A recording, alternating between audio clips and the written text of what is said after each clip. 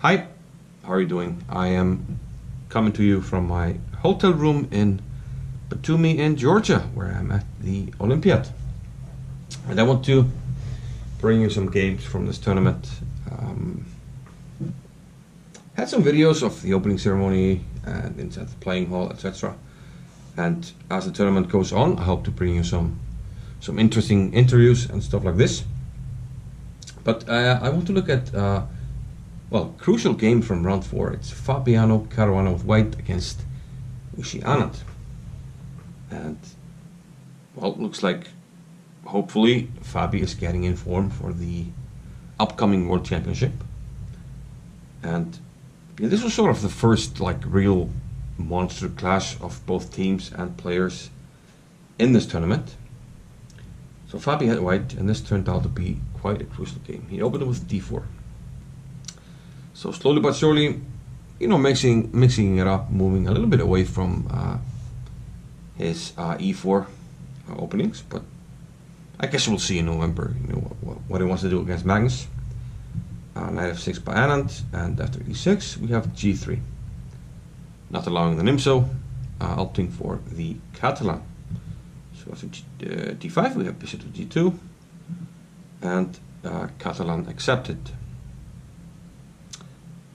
Now white can play knight f3 here, but Caruana opted for queen to a4, a safe move, which immediately regains the pawn on c4.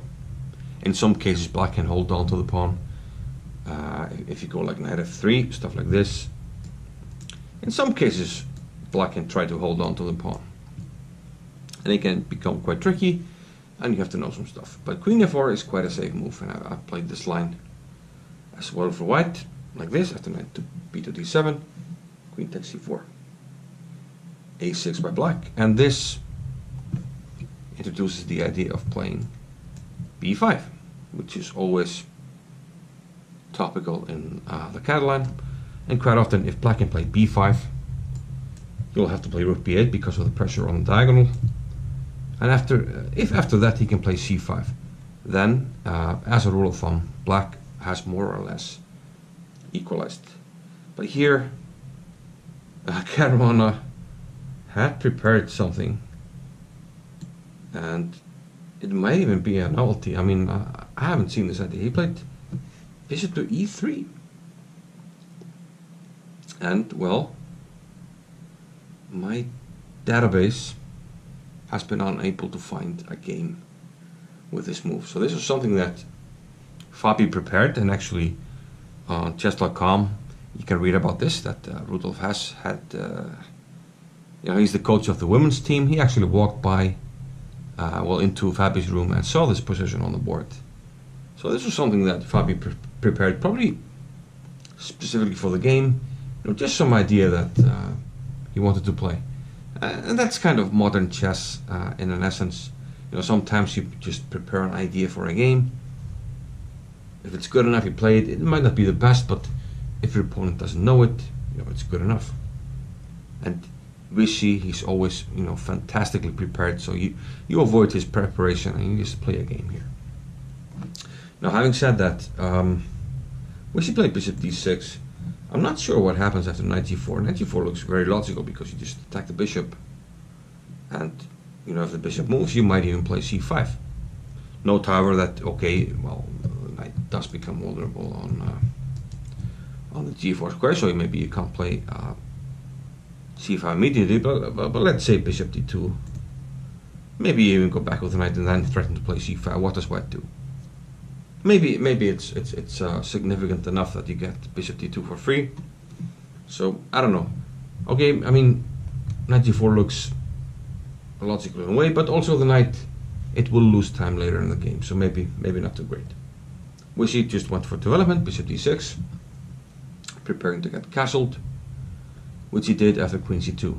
Now queen c2 is kind of a prophylactic move. Like we mentioned earlier, black wants to play b5.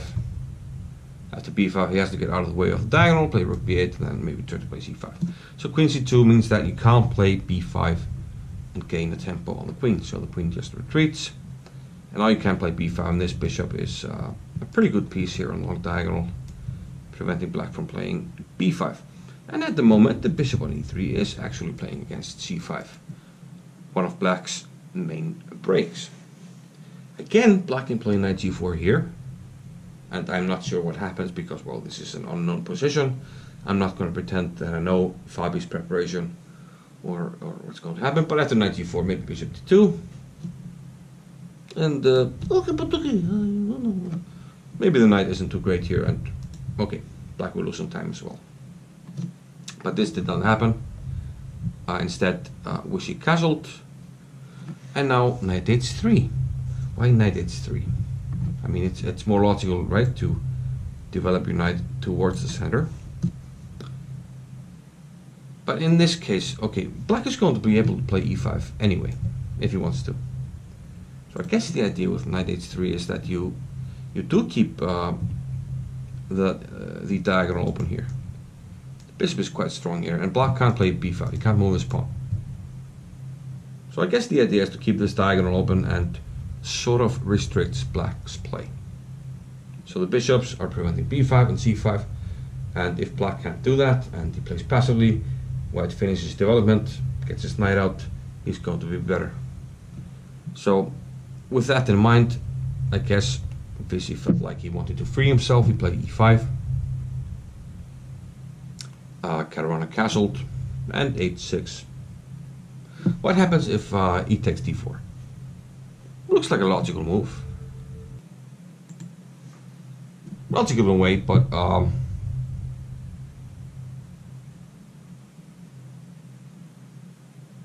if he takes d4, bishop takes d4.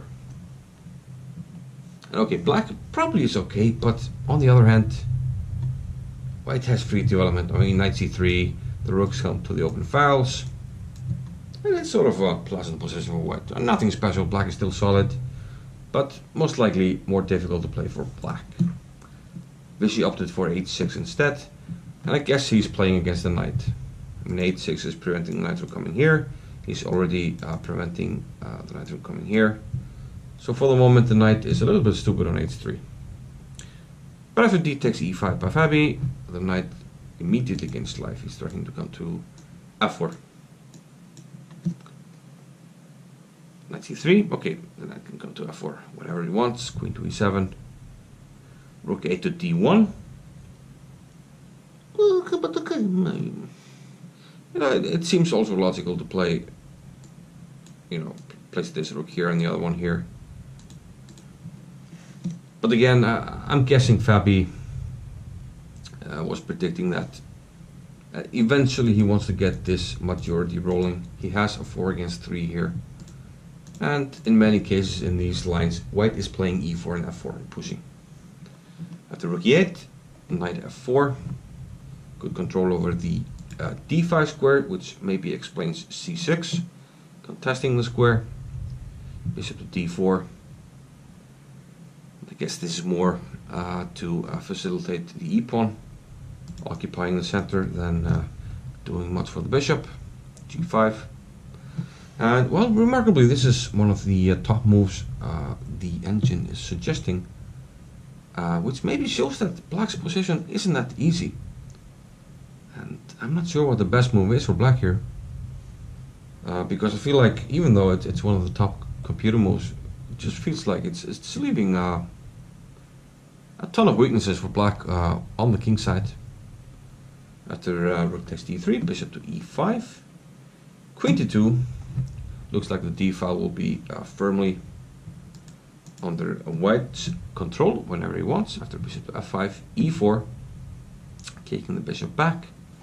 And now things start happening. Fabi pushes f4. And well, if takes, he has, well, fantastic position. Well, he did take. I was going to say if takes here, which is what I meant with takes. It's a must-slip. Takes and takes.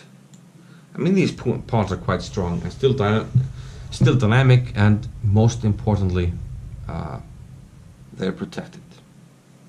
So white can sort of pick and choose what he wants to do. Push e5, push f5, and yeah, f5 especially looks quite dangerous with this pawn hanging. So this just looks, yeah, pretty bad for black. Vishy took on f4, but now sort of a Swiss and Suki took first on e5, and now he took on f4. Queen is under attack, and now we have these fabulous pawns. Fabulous Fabi with a fabulous pawn. Very good. Queen c5 check. Okay, at least, you know, gaining a move of the king h1. And here, yeah, black is in a world of hurt. The problem is white wants to play f5, and as we mentioned, once we play f5, this pawn is under attack. Let's make it red because it's bad. And I guess, you know, Vishy couldn't find anything here. In case of a black move like b5, which he didn't play, we'll play f5. And the bishop is in trouble. Let's say bishop h5, queen takes here. Knight is under attack, and rook g3 is coming. Vishy played knight takes e4, but the problem with this is that it just loses. After knight takes e4, he took with the rook on e4. Rook takes e4. And as you'll see, the problem with bishop takes e4 is that we will take it, and then simply play queen g2 check, Czechoslovakia, and pick up the loose rook on e4. So Vishy tried this, rook takes e4, and now of course if white takes on e4, I mean, and bishop takes e4, and black is okay, because we can take this guy.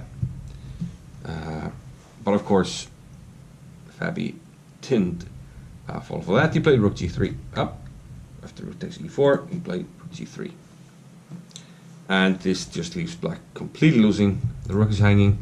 We have a pin here.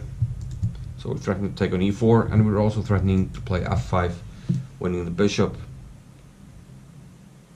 Rook d4, attacking the queen looks logical, but after queen e3, Anand resigned after only 26 moves.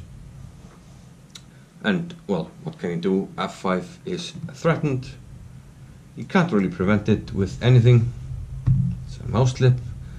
Let's say king h7, f5. And if you take, I simply take with the rook. If you take with the queen, I take your rook. If you give Swiss and Suk check, the rook comes back. So queen takes, simply takes. And I can defend the back rank if I need.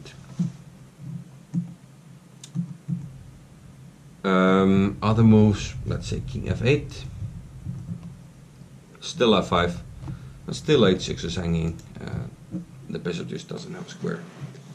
There's one more line somewhere. We go back.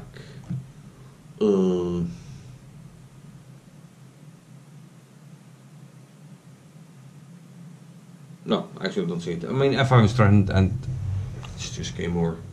So yeah, a nice win for Fabi, and a very important one for the US team, the reigning champions. They beat India, and they remain undefeated and among the top teams. So can they defend their title? I guess we'll see.